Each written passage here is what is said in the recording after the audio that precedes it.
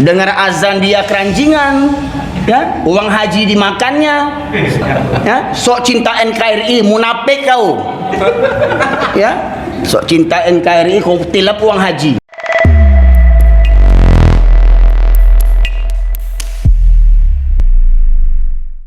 Ada dua hal yang ingin saya paparkan dalam semua agenda safari dakwah ini. Yang pertama, mengambil iktibar daripada musibah bencana yang melanda negeri kita silih berganti. Belum habis duka dari bencana Sumatera Barat, Sumatera Utara dan Nanggro Aceh Darussalam, di mana saudara-saudara kita masih dalam kem-kem pengungsian sebagian. Ternyata kembali mereka diuji dengan hujan dan banjir yang susulan. Kembali datang banjir susulan, ya. Begitu pula ternyata terjadi di daerah-daerah yang lainnya. Di Pulau Jawa juga terjadi musibah, ya. Bapak sekalian yang dirahmati oleh Allah, itu yang akan kita angkat pada kesempatan kali ini juga berkaitan tentang kita berada di akhir tahun, pergantian tahun 2025-2026, yang ternyata di negeri Indonesia yang mayoritas umat Islam terbesar di dunia, ternyata masih banyak kaum muslimin yang ikut serta memperingati pergantian tahun, sementara pergantian tahun ini merupakan tahunnya Masehi orang-orang Nasrani. Ya, bahkan di pergantian tahun itu tanpa sadar banyak kaum muslimin yang sudah meniru tingkah pola orang-orang kafir, di mana di jam 12 tepat nanti bunyi lonceng jam besar. Itu merupakan tradisinya orang Nasrani, dengan lonceng memanggil umatnya untuk datang ke gereja. Kemudian setelah itu ditutup trompet, ya, berlomba-lomba dengan sukaria, trompet ditiupkan, dan itu merupakan tradisinya orang Yahudi untuk memanggil kaumnya beribadah. Setelah itu dibuat pula kembang api, ya, yang itu merupakan tradisi orang Majusi, penyembah api. Alhamdulillah saya dengar di Kota Pekanbaru sudah dilarang, ya. Mudah-mudahan betul-betul bisa terhindarlah, ya, negeri-negeri kaum muslimin ini yang bangga meniru orang-orang kafir tapi malu menunjukkan jati dirinya sebagai muslim yang sejati. Nah, Bapak sekalian yang dirahmati oleh Allah, berkaitan dengan dua perkara itu, ya, kita mengambil iktibar. Semuanya mari kita kembalikan dengan petunjuk hidup yang Allah berikan kepada kita berupa Al-Quran. Sebenarnya apa yang kita alami hari ini jauh-jauh hari sudah Allah ingatkan kepada kita sekalian, Bapak Ibu sekalian. Kembali surah Al-A'raf ayat 96 sebagai pembuka kajian ini, ya. Allah berfirman, a'udzubillahi minasyaitonirrajim, walau anna ahlal qura amanu wattaqau lafatahna alaihim barakatim minas samai wal ard walakin kadzabu fa'akhadnahum bima kanu yaksibun. Kalau sekiranya penduduk negeri-negeri ini beriman dan bertakwa, maka akan kami bukakan pintu berkah dari langit dan bumi. Tetapi penduduk negeri ini mendustakan ayatku, kata Allah, maka aku hancurkan mereka, aku siksa mereka dikarenakan ulah perbuatan dosa mereka sendiri. Jadi musibah bencana bukan terjadi karena proses alam. Musibah bencana bukan terjadi karena kita ini musim angin monsun. Musibah bencana bukan terjadi karena musim hujan. Tetapi musibah bencana terjadi semata-mata karena dosa maksiat penduduk negeri yang sudah lebih banyak orang maksiat dibandingkan orang-orang yang taat. Ketika Bunda Aisyah radhiyallahu anha bertanya kepada Rasulullah, "Ya Rasulullah, akankah sebuah negeri ditimpa musibah sementara negeri itu ada orang soleh?" Maka Rasulullah menjawab, "Iya, musibah akan menimpa orang-orang soleh di sebuah negeri apabila lebih banyak kemaksiatan dibandingkan orang-orang yang soleh, atau merajalelanya kemaksiatan dikarenakan banyak orang-orang soleh yang diam. Karena banyak orang-orang soleh yang diam, Bapak Ibu sekalian. Contoh, mohon maaf ini, lagi-lagi saya ulang kembali, ya. Contoh, alangkah mirisnya di negeri lancang kuning ini, Pak, istilahnya Pak ya, Riau, negeri lancang kuning, ya, yang sama bertetangga dengan negeri Minangkabau yang mayoritas Muslim. Tapi saya heran waktu saya sapri dakwah di satu tempat di Kampung Dalam, saya melihat di kiri kanan jalan apa itu? Juanda. Di kiri kanan jalan Juanda orang menjual minuman keras secara bebas. Pertanyaannya, orang Islam di negeri ini gimana? Orang Islam di Pekanbaru ini bentuknya gini. Kita rajin sholat, kita rajin ceramah, pengajian, tapi penjualan minuman keras tak bisa diberantas sama orang Islam di Pekanbaru ini. Tak guna, tak guna. Mohon maaf nih Pak. Ya. Mudah-mudahan Pak Wali Kota dengar ini. Mudah-mudahan Pak Gubernur dengar ini. Oh Ustaz, kami jual arak, ya, alhamdulillah sampai sekarang Pekanbaru tidak kena azab seperti di Sumatera Barat, tidak kena bencana kami Ustaz. Tunggu dulu, jangan gadang kepala dulu. Ya, kalau Pekanbaru aman-aman jo kini, sementara penjualan minuman keras terjual bebas di sana. Apa kata Allah? Ya, falamma nasu ma dzukiru bih fatahna alaihim abwaba kulli syai' hatta idza farihu bima utu akhadnahum baghtatan wa hum mublisun.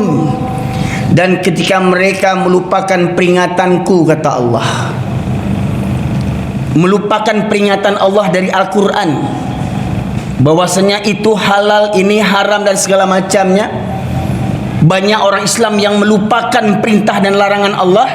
Apa kata Allah? Maka aku bukakan semua pintu-pintu kesenangan.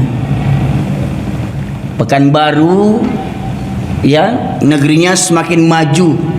Dulu saya kecil-kecil, saya punya etek, kakak ayah saya dulu jualan nasi di pasar pusat dekat masjid apa tuh Pak? Enggak, pasar pusat jalan-jalan Irsyad, Masjid Al Irsyad. Ya. Ya. Ya, saya kecil-kecil sering. Dulu saya tahunya gedung yang paling tinggi di Pekanbaru ini hotel yang dekat Jembatan Leton dulu, Pak. Betul Pak ya? Satu-satunya, karena saya lihat kota gedung di Jalan Sudirman tuh hampir sama dengan di Pariaman, sama tingginya dulu. Belum ada Senapelan Plaza dulu situ tuh. Ya Pak ya? Ya, masih ada nih angkot-angkot kita dulu. Masih terminal Jalan Nangka dulu Pak sekalian. Ya, tapi sekarang Pekanbaru semakin pesat membangun. Ya. Padahal di situ ada jual minuman keras secara bebas. Ya. Dan mohon maaf ini yang mendengar ceramah saya yang penjual minuman keras yang beragama Islam, taubatlah kalian kepada Allah sebelum azab menimpa kalian. Taubat kalian. Ya. Kalau Anda marah, jangan marah sama saya, marah sama Allah Subhanahu wa taala. Di masa Rasulullah arak-arak itu ditumpahkan semua. Mohon maaf, ulama besar banyak di Pekanbaru nih. Kenapa minuman keras tidak bisa diberantas? Oh, jam terbang banyak, ceramah begini, bungono begini, bungono ceramah banyak, sejuta umat orang hadir. Minuman keras tidak bisa diberantas. Tak punya muka orang Islam di Pekanbaru nih Pak Ibu sekalian. Pertanyaannya, siapa yang backing itu Pak? Siapa yang backing minuman keras itu Pak? Coba. Itu Pak Ibu sekalian, itu merupakan aib bagi kita orang Melayu Pak Ibu sekalian. Baiklah Pak Ibu sekalian, rahmati Allah, pada kesempatan kali ini saya ingin mengambil itibar dari beberapa kaum nabi-nabi yang terdahulu. Pertama, kaum Nabi Nuh alaihissalam. Di masa kaum Nabi Nuh lah pertama kali terjadinya penyembahan berhala berupa patung-patung orang-orang soleh. Jadi lupa ternyata berhala-berhala, patung-patung yang mereka sembah itu semua awalnya adalah patung-patung orang-orang soleh di zaman mereka. Orang-orang soleh yang mengajak kepada Allah, Pak Ibu sekalian. Kemudian orang-orang soleh itu meninggal dunia, maka silakan nanti dilihat dalam kitab Qisasul Anbiya yang dikarang oleh Imam Ibnu Katsir, ya, pengarang yang tafsirnya fenomenal, tafsir Ibnu Katsir. Beliau juga menyusun buku Qisasul Anbiya, kisah para nabi. Di situ jelaskan ketika para alim ulama di zaman Nabi Adam menjelang Nabi Nuh meninggal dunia, setan merubah wujud kepada seperti bentuk manusia dan mendatangi pengikut-pengikut orang-orang soleh. Apa kata setan menggoda mereka? Tidakkah kalian mengenang jasa guru-guru kalian, jasa syekh-syekh kalian, jasa ulama-ulama kalian? Apa kata jamaahnya? Ya, kami rindulah, kami simpatilah, kami menghargailah syekh-syekh kami. Terus bagaimana kami mengenangnya? Apa kata iblis? Kenapa tidak kalian buat patungnya untuk mengenang jasa mereka? Ketika kalian melihat patungnya, kalian kembali semangat untuk mengikuti ajaran-ajaran guru-guru kalian. Akhirnya setan ini membuatkan satu patung. Dibuatlah oleh setan ini patung, ya, di antara nama-nama ulama-ulama yang dibuat pada masa itu, seperti mana Allah tegaskan dalam surat Nuh ayat 23, surat ke-71 ayat 23, Allah berfirman, A'udzubillahi minasyaitonirrajim, wa qalu la tadarunna alihatakum wa la tadarunna waddaw wa la suwa'a wa la ya'utha wa ya'uqa wa nasra. Jadi ulama mereka, apa kata mereka? Dan mereka berkata, jangan sekali-kali kamu meninggalkan penyembahan Tuhan-Tuhan kamu, dan jangan pula sekali-kali kamu meninggalkan penyembahan Wad dan Ya'ud, Suwa, Yaghuz, Ya'uq dan Nasir. Jadi apa kata mereka nih, Pak? Jangan sekali-kali kamu meninggalkan penyembahan Tuhan kamu. Jadi mereka mengaku beriman kepada Allah, tetapi di samping itu mereka membuat patung. Untuk apa? Dengan kami menyembah patung ini, semakin mendekatkan diri kami kepada Allah Subhanahu wa taala. Nah, itu tawasul tadi, ya. Dengan menziarahi kuburan wali-wali supaya kami mendapatkan syafaat dari Allah Subhanahu wa taala. Betapa banyak, mohon maaf, hari ini ziarah-ziarah makam-makam wali jadi apa? Jadi uang masuk bagi orang-orang yang penjaga kuburan. Bahkan mirisnya ada kuburan palsu. Pernah dengar, Pak? Di Jakarta itu ada kuburan palsu dibuat untuk apa? Untuk orang ziarah ke sana, minta berkah lah, minta tawasul lah, minta bernazar lah, ya. Sampai kuburan palsu pun mereka buat, ya. Saking bodohnya umat hari ini, sampai saat ini masih bodoh juga umat ini lagi. Padahal itu perangai kaum Nabi Nuh berpuluh ribu tahun yang lalu, Pak Ibu sekalian, ya. Nah, kemudian ketika para nabi semuanya mendakwahkan kalimat tauhid, jadi semua nabi, Pak, dari zaman Nabi Adam alaihissalam sampai Nabi Muhammad sallallahu alaihi wasallam, satu dakwah para nabi, satu tujuannya. Apa itu? Walaqad ba'atsna fi kulli ummatin rasulan an i'budullaha wajtanibut taghut. Dan demikianlah kami utus para nabi setiap kaum untuk menyerukan sembahlah Allah saja dan jauhilah taghut, ya. Nah, kemudian Bapak sekalian, apa jawaban kaum nabi terdahulu? Kaum Nabi Nuh dilanjutkan dengan kaum Nabi Hud, kemudian kaum Nabi Lut, kaum Nabi Syuaib, kaum Nabi Saleh, ya. Apa kata mereka? Wattaba'u amra kulla jabbarin anid, ya. Dan mereka menuruti perintah semua penguasa yang sewenang-wenang lagi menentang kebenaran, ya. Di Hud ayat 99. Jadi maknanya apa? Penguasa-penguasa, pemimpin-pemimpin. Nah, ini hati-hati, Pak. Pemimpin ini sifatnya umum, baik pemimpin negara, pemimpin kaum, pemimpin suku, pemimpin adat, ya. pemimpin partai hari ini, pemimpin apalah namanya, ya, atasan lah, komandan lah namanya, semua pemimpin. Ingat, jangan ada pemimpin yang sewenang-wenang, yang zalim, kita serta-merta mengikuti perintah pemimpin yang sewenang-wenang. Pertanyaan, ada nak yang seperti begitu Pak hari ini? Dapat arahan pemimpin misalkan, kutip uang keamanan, ada nak tempat dilindungi Pak? Ada nak diminta uang keamanan tempat? Gimana mau diberantas? Mereka melindungi tempat, kutip uang keamanan, karaoke, tempat orang mabuk-mabuk, diskotik. Pertanyaannya, orang yang menjual arak itu bayar uang keamanan enggak? Bayar pajak enggak? Bayangkan Bapak Ibu sekalian. Ya. Dah jelas perintah itu salah. Ya. Seperti perintah apa? Seperti perintah Sambolado, tahu? Polisi Sambolado kafir itu yang dulu membunuh anak buahnya. Pernah ingat Pak? Membunuh satu orang saja ribut satu negara. Dulu anggota FPI di 6 orang, negara diam-diam saja tuh. Kayaknya lebih berharga nyawa orang kafir dibandingkan nyawa orang Islam di negara ini. Orang kafir mati satu, segenegara hirup pikuk. Orang Islam di KM 50 santai-santai aja macam nyamuk yang mati. Ya. Sampai rest area di jalan tol itu diberantas habis untuk menghilangkan bukti betapa celakanya itu Pak Ibu. Menghalalkan segala cara. Sambo membunuh dengan macam rekayasa.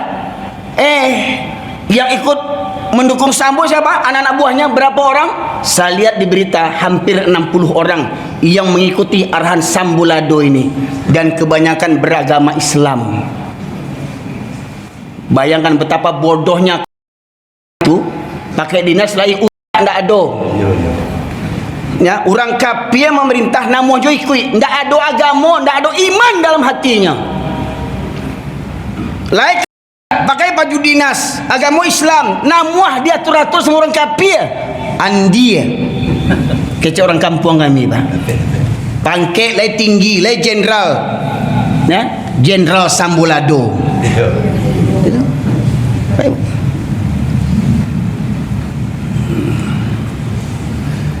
Jadi jangan penguasa, pemimpin yang sewenang-wenang, jangan serta-merta kita gimana lagi lah kalau nggak saya kerjakan, saya ini bawahan, nanti kena mutasi, nanti kena pecat, nanti nggak dapat naik pangkat.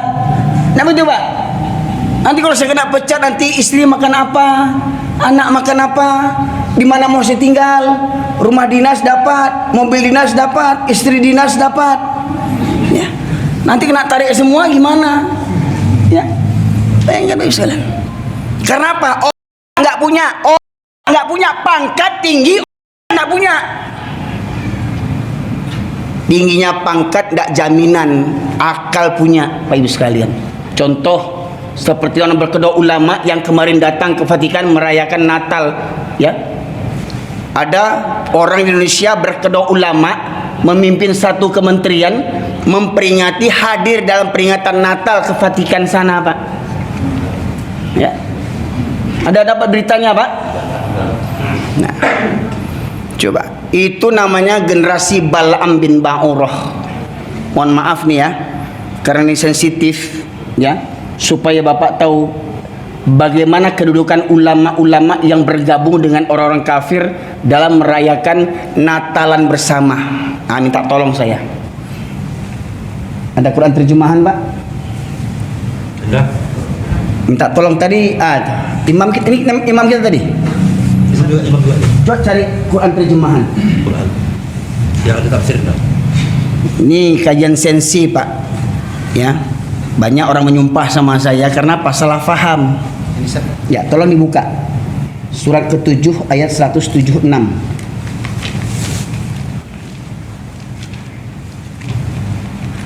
Ayat berapa, Ustaz? 175 mulai dulu. 100 Al-A'raf 175.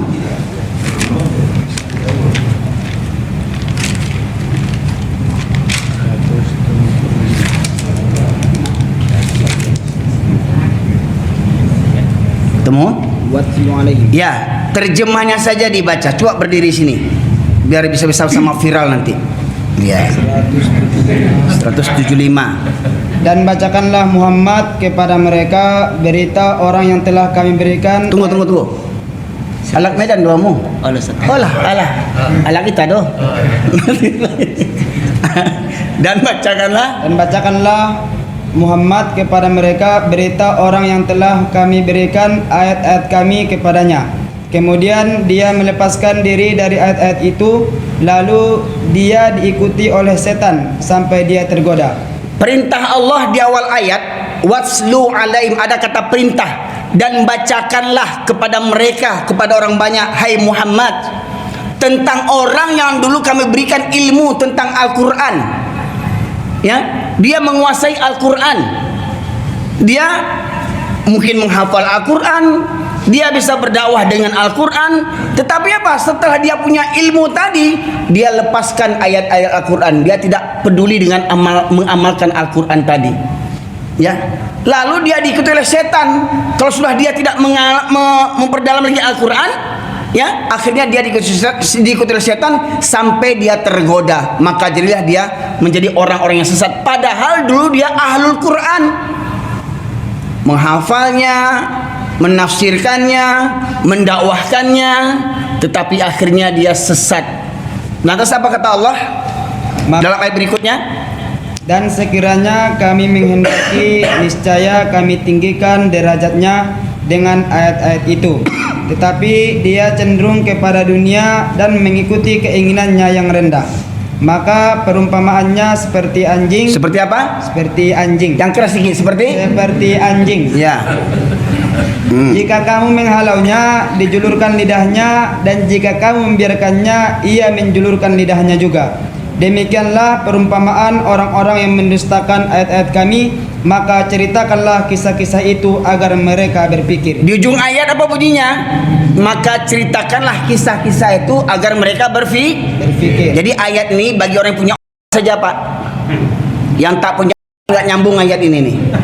Ya, yang nggak bisa berpikir, nggak masuk kaji nih. Ya, apa kata Allah di awal ayat tadi, ayat 176 tadi?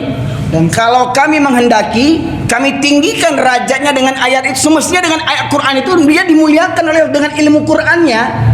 Sarjana agama, master agama, ulama dipanggil orang. Tetapi apa? Dengan keulamaan ilmunya dia abaikan Al-Quran. Dia lebih kedepankan akal dan nafsunya. Maka kata Allah, mereka cenderung kepada dunia dan menemukan hawa nafsunya rendah, maka perumpamanya seperti anjing. Ini kotorong kareh banget, ampu pelunak seperti anjing. Jadi orang yang berkedok ulama yang datang ke Vatikan untuk rayakan Natal itu ulama anjing. Ya, kita duduk, kasih ya. Nah, tuh. Batu Ustaz kasana muncung Ustaz baca-baca anjing, itu kan firman Allah tuh. Boleh dirubah perumpamaan seperti wow. Boleh dirubah, Pak? Tuh 3 periode menteri rusak-rusak di negeri kita nih, Pak. Ya, nggak tahu kenapa ya dipilih menteri-menteri yang rusak kayak begitu. Ya, dengar azan dia keranjingan, ya, uang haji dimakannya, hilang batang hidungnya sekarang. Ya, sok cinta NKRI, munafik kau. Ya, sok cinta NKRI, kau tilap uang haji. Ya, sekarang hilang batang hidung kau. Kan gitu ya. Ya, ini sekarang lebih parah lagi, datang ke Vatikan, ya, merayakan Natalan, ulamaan. Anjing. Makanya saya suruh dibacakan terjemahan itu, kata anjing itu bukan dari mulut saya ulang-ulang aja lagi. Ya. Banyak hari ini ulama bermental anjing. Ya. Pak, tidak berani menyampaikan kebenaran parahnya negeri kita hari ini, musibah silih berganti melanda negeri kita, namun kita tidak ambil pelajaran daripada musibah itu, Pak Ibu sekalian. Apa kata Allah? Sesungguhnya Allah tidak akan merubah suatu kaum kalau kaum itu tidak merubah dirinya sendiri. Pertanyaan, mau berubah tidak kita dari pengalaman hidup ini? Mau berubah tidak kita daripada musibah ini? Ya. Nah, ternyata di antara musibah yang Allah timpakan kepada kita, karena ada perilaku umat atau penduduk negeri ini seperti perilaku pengikut nabi-nabi yang terdahulu. Apa contohnya? Nah, ini Pak Ibu sekalian.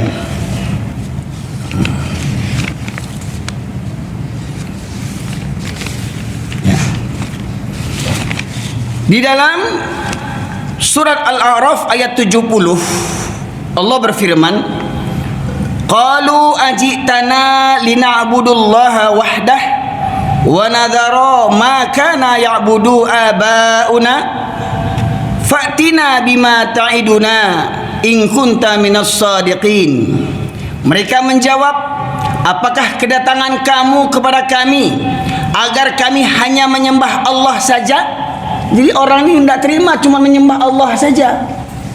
Mereka merasa tidak cukup cuma menyembah Allah saja. Maka mereka ingin ditambah dengan menyembah berhala-berhala. Contoh di Yogyakarta, meyakini pantai selatan di Yogyakarta, Pak, Parangtritis itu, tahu ya pantai selatan ya Pak? Mereka menganggap ada Nyi Roro Kidul yang menguasai pantai selatan. Itu yang meyakini itu, Pak, bukan orang kafir, bukan orang Hindu, orang Islam yang meyakini ada kekuasaan Nyi Roro Kidul di pantai selatan.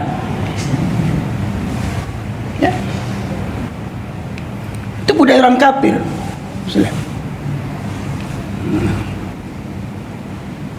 Memajang foto-foto orang-orang soleh, ya. Kalau sekedar kagum, simpati kepada ajaran orang-orang soleh, mungkin boleh jadilah, sah-sah saja mungkin, ya, mungkin, walaupun nanti ulama berbeda pendapat, ya. Tetapi kalau meyakini dengan adanya foto itu, dengan adanya berhala itu, dengan adanya benda itu dapat mendatangkan rezeki, supaya orang datang masuk ke Kadayawa, supaya rami Kadayawa, patang foto orang gaek itu budaya syirik.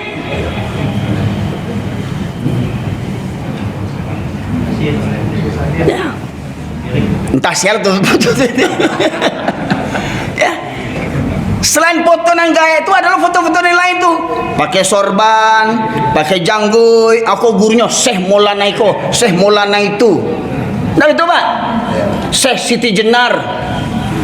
Ya. Ada nggak yang memajang foto-foto itu Pak? Wali-wali itu, Syekh-Syekh itu, dengan sorbannya, dengan janggutnya.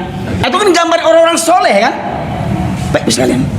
Dengan meyakini itu, mereka semakin mendekatkan diri kepada Allah Subhanahu Wa Taala. Mereka beriman kepada Allah, tapi mereka nggak yakin kalau langsung hanya kepada Allah saja. Mesti ada wasilahnya, perantaranya, tawasulnya. Ya. Mau jadi gubernur, datang ke makam siapa? Ya, Syekh Besilam di Medan sana, Syekh Burhanuddin di Pariaman sana. Ya Syekh, ambo kan jadi gubernur kok Syekh, tolong kabulkan ambo Syekh ya, minta kepada Allah ya. Kok bisa mengecek lah Syekh Burhanuddin itu ele wang mau aja. Kok bisa dan pilih wang diangkat jadi gubernur ancak dan jadi gubernur wang tu ele. Belagak lo jadi anggota dewan tele wang mau datang ke kuburan tele.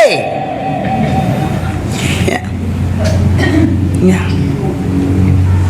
Baik bisa kan? Meyakini kuburan orang-orang soleh bisa membawa berkah. Pak, Islam itu agama yang sempurna. Kalau memang ada ajaran mendatangi kuburan orang-orang soleh membawa berkah, tentu Nabi Muhammad SAW akan mencari kuburan Nabi Ibrahim, kuburan Nabi Adam. Supaya apa? Supaya Nabi Muhammad juga dapat berkah dari nabi-nabi terdahulu. Betul tidak? Atau ketika Rasulullah meninggal, ada nak sahabat Nabi Abu Bakar, Umar, Utsman, Ali datang ke kuburan Nabi minta berkah? bernazar. Coba gunakanlah akal fikiran. Ya. Orang yang berang-berang dengan ceramah ini wajar. Dulu orang-orang jahiliyah itu juga berang, dia tahu tuh berang karengkang.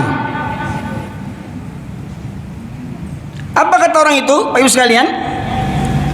Ya, dalam beberapa ayat Allah sebutkan dalam surat Al-Maidah surat yang kelima ayat 104, Allah menegaskan, ya,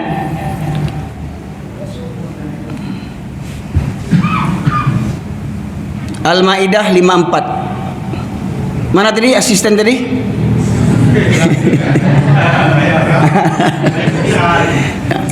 Kalau film nanti bagi-bagi kita ya. Ya, mana Quran tadi?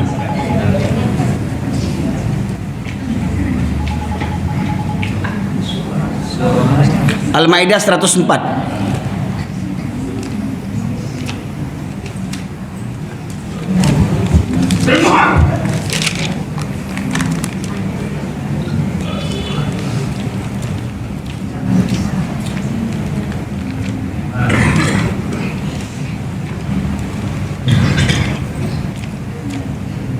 Terus 104. Mohon maaf Pak Ibu sekalian, saya memang lebih nyaman kalau ketika saya menyampaikan kajian ini Quran terjemahan itu dibacakan oleh orang lain. Karena masih ada yang beranggapan itu kan kecewaan. Kan kecewaan tuh. Ah tuh. Lah Quran dibaca enggak percaya aja lah paja tuh leh. Nah. Eh? ma ja'alallahu Ustaz. Ya, bukan. Oh, wa idza qila. Ah tuh. Wa idza qila ta'alu ila ma anzalallah. Ya, artinya saja. Dan apabila dikatakan kepada mereka, marilah mengikuti apa yang diturunkan Allah dan mengikuti Rasul, mereka menjawab, cukuplah bagi kami apa yang kami dapati nenek moyang kami mengerjakannya.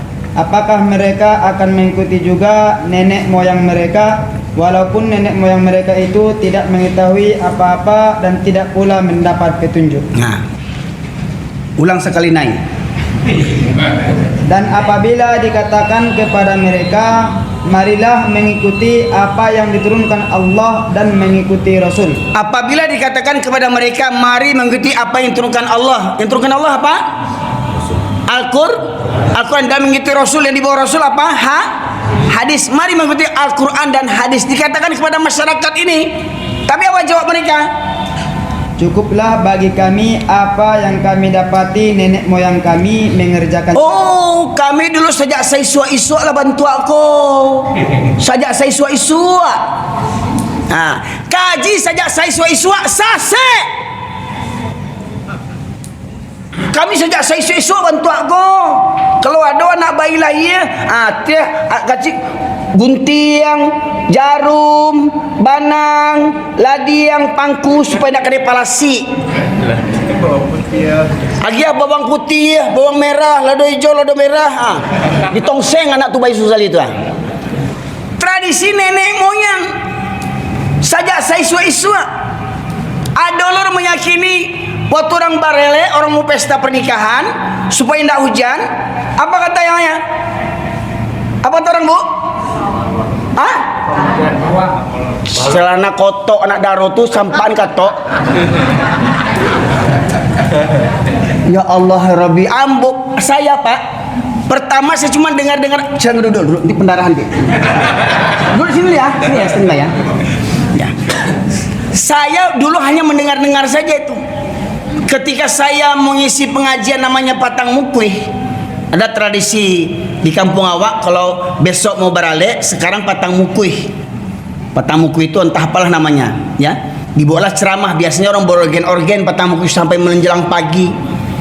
Ketika saya mau ceramah, turun hujan. Ngomonglah dua ibu-ibu depan saya ini, ambil serokoto anak daro tu campaan katok supaya hujan. Dia meyakini serokoto anak daro bisa membelokkan hujan. Tuh, dek saking busuknya. Meyakini serokoto anak daro bisa menangkal hujan. Takut mana wajah serokoto tu. Ya Allah Rabbi, astagfirullahaladzim. Bajilbab mengecek itu bukan orang Hindu, bukan orang Buddha, orang awak pakai jilbab lo tuh. Kata itu tadi. Nanti kalau kasih tahu, oh si janggui kok sadu nak bulia, si janggui kok sasek kok. Sajak dulu, orang gaya awak bantu atuh kaji sajak dulu tuh sasek. Dan berdaya saya suak aja lah Quran hadis buka. Kau dek apa? Kau mohon maaf, kepatang ada yang komen lagi di YouTube, bahkan buat video tandingan, ya. Saya katakan, kalau khutbah Jumat Pak, pakai bahasa Indonesia, nggak usah pakai Arab. Kita orang Indonesia, bukan orang Arab. Mohon maaf Pak. Khutbah Jumat itu artinya nasihat, berikan nasihat, pelajaran. Bagaimana mau jadi pelajaran kalau kita tidak tahu artinya? Pakai bahasa yang mudah dipahami oleh orang penduduk setempat. Kok khutbah Jumat pakai bahasa Arab? Mohon maaf kok berang kayak Pak, berang dia lah. Oh kita yuk sunnah Nabi. Nabi itu berjanggui, khatib itu berjanggui nak. Bulu hidung panjangnya. Yang sunnah Nabi kan kelamak dia awak je pakai kadang apa-apa ke sunnah Nabi. Oh babini ampe, masna, oh poligami itu sunnah Nabi. Taunya kawinnya tahu sunnah Nabi itu. Kalau itu ketujuan sunnah Nabi itu. Cuma nampu yang lu talok lagi. Kok talok ambu mungkin alhamdulillah biniamu baru 2 baru. Dek seorangnya meninggal, bini pertama meninggal Pak. Berganti bini yang kedua tuh. Baru mengganti, belum bertambah lagi. Ya. Ini.